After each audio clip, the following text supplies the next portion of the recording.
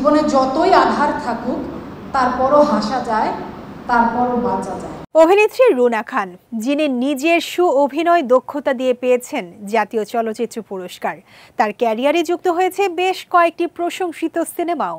বর্তমানে শুটিং নিয়ে কাটে ব্যস্ত সময়। সম্প্রতি 3টি সিনেমা এবং একটি শর্ট ফিল্মে কাজ করেছেন তিনি। বক্স সিনেমার ডাবিং শেষ হয়েছে কয়েকদিন আগে। এটি পরিচালনা করেছেন মাসুদ পথিক। কৌশিক শঙ্কর দাস পরিচালিত দাফন সিনেমার শুটিং ও ডাবিংও শেষ হয়েছে সম্প্রতি। পাশাপাশি জাহিদ হোসেনের পরিচালনায় লীলা মন্থন সিনেমার ডাবিং চলছে।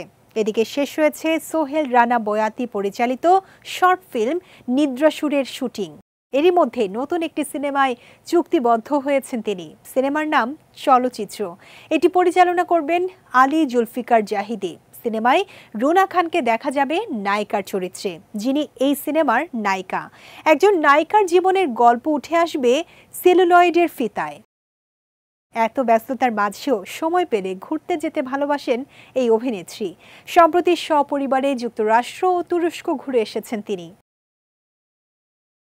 দেশের একটি গণমাধ্যমের সঙ্গে আলাপকালে রুনা খান বলেন, আমেরিকায় 4টি রাজ্য ঘুরেছি, তার মধ্যে নিউ ইয়র্ক মেট্রোপলিটন মিউজিয়াম খুব ভালো লেগেছে। এই মিউজিয়াম দেখার পুরো কৃতিত্ব আমার মেয়ের, কেননা মেয়ের দেখার ইচ্ছে ছিল, ওর জন্যই আমরা গিয়েছিলাম এবং ভীষণ মুগ্ধ হয়েছি। তিনি আরও বলেন, অসংখ্য বিশ্বখ্যাত পেইন্টারের পেইন্টিং, পাবলো পিকাসো, ভ্যান গোগ থেকে শুরু করে অনেকে, এটা দেখা ছিল স্বপ্ন পূরণ বা তার চেয়েও বেশি। খুব রোমাঞ্চ অনুভূত হয়েছে বলেও জানান তিনি।